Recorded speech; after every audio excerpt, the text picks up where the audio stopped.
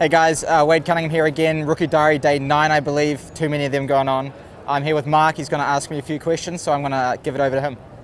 It's good to have you here. It's good to be in the social media garage today. Question for you, Wade.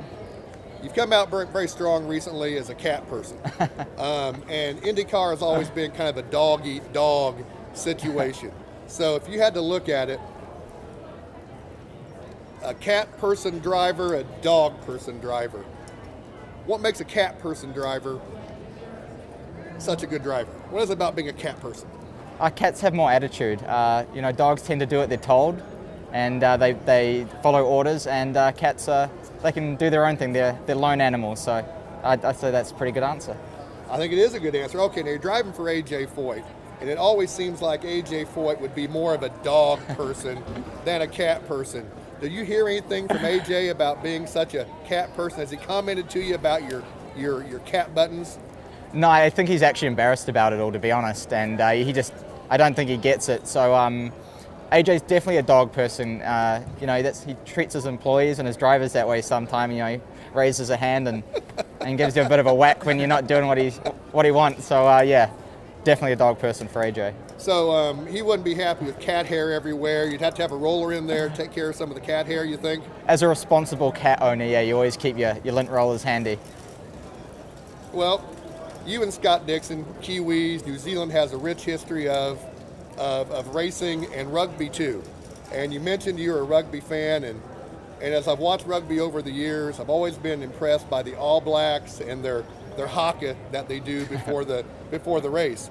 Have you ever considered maybe you and Scott Dixon pre-race on the grid coming up and doing a haka out there to intimidate the rest of the drivers? Definitely not. I'd be horrified if I was forced into that situation. It'd be so embarrassing. I'm actually more of a league fan. The Auckland Warriors, our home team. But the All Blacks are a great team with a lot of history. So you have to respect what they've achieved over the years. So I was kind of hoping maybe you and Scott later tonight for your video blog, I was hoping maybe you could do a haka for us on there and put on your video blog to maybe help the rest of the world see the power and strength of that New Zealand intimidation. I'll send him a text and see what he says, but I'm not promising anything. I don't think it'll be a positive answer.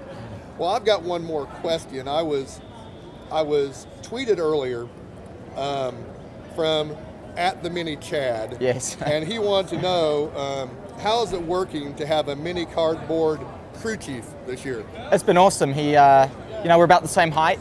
So we really connect on the same level, which is about 4'11". He's got a lot of insight. He's coming over from NASCAR. This is his first IndyCar race because he's been the mini Chad Nouse. A lot if people haven't clued onto that yet.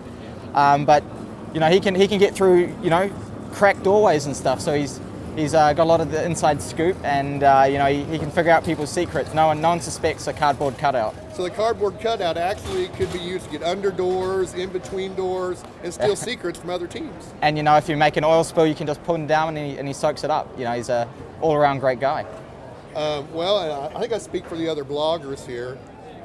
We're impressed with the cat buttons out here, and a professional journalist would never ask this question, but as bloggers and kind of coming in the back door here, we're not held to the same rigor as other journalists.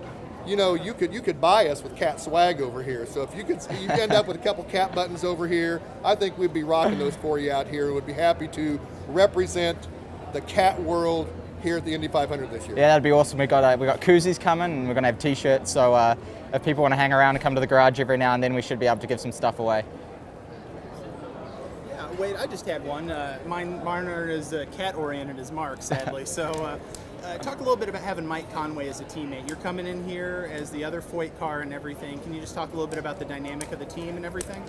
Mike's, people can probably figure this out, but he's a very calm guy. Right. He doesn't get excited, almost to the point of monotone. That's not a disparagement on his personality. He's just super calm all the time, even when things are going wrong, or they're not as quick as they like, or the car's not handling. He's got the same demeanor. It's probably from the years of being an F1 test driver. He just kind of works through his deal really calmly and slowly, and Don Halliday, his engineer, has the same. But what's been really, really good about Mike and I haven't had this in a while, is basically whatever works for him works for me. And if you picked up our track maps at the end of the day and you didn't know our handwriting, if we had the same setup, we'd have the same feedback. So we've got to a point now where yesterday I didn't do any solo running, I didn't do any sort of qualifying simulation stuff. He did it, I worked on race setup, and we know today when we go to qualifying, whatever he did is going to work for us. And he bolted on sort of my race setup at the end of yesterday, and he was happy with his car. So that's been really encouraging as a team. There's been no inter-team rivalry or anything like that, which is nice. And we have worked together, and we've been open with feedback and setups, and we've been moving the team forward in a positive way, which is really nice actually. Cool. Is there any talk about what the boosts that we're getting today and through the weekend, is there any talk about what that's going to do to the car as far as handling or anything, or is there any anticipated adjustments that, I guess for layman's terms, you could put out there? Generally, as a rule, if you add horsepower or torque, you have to believe that the car might rotate a bit better when it's loaded in the middle of the corner because it's got torque at the rear wheels. So maybe you make a center of pressure adjustment or an alignment change, something like that. We're not lifting, so it's not like you're coming in and out of the boost, so that's not going to be an issue for us. So really, we just got to go out there and baseline today, and hopefully we're 4 mile an hour quicker or so. Awesome. So one more here, it seems like we've been waiting forever to see you out here finally at the 500 after what seems like winning 7,000 consecutive Freedom 100. So, is it everything you thought it'd be so far? Is it more? What's the experience been like? Well, I kind of crept up on my IndyCar experience with a few races last year, obviously not the 500. So it was kind of lower pressure last year. I still put pressure on myself to perform, and I wanted to get good results. But I'd sort of knocked the edge off with last year, and so coming here, I feel like I belong. I don't feel like a rookie even though I have my stripes. So we just go through our plan and we do our own thing. Obviously, I think nerves will probably be a bit high tomorrow for pole day, but that's part of racing, and if you weren't trying to do your best, you shouldn't be here.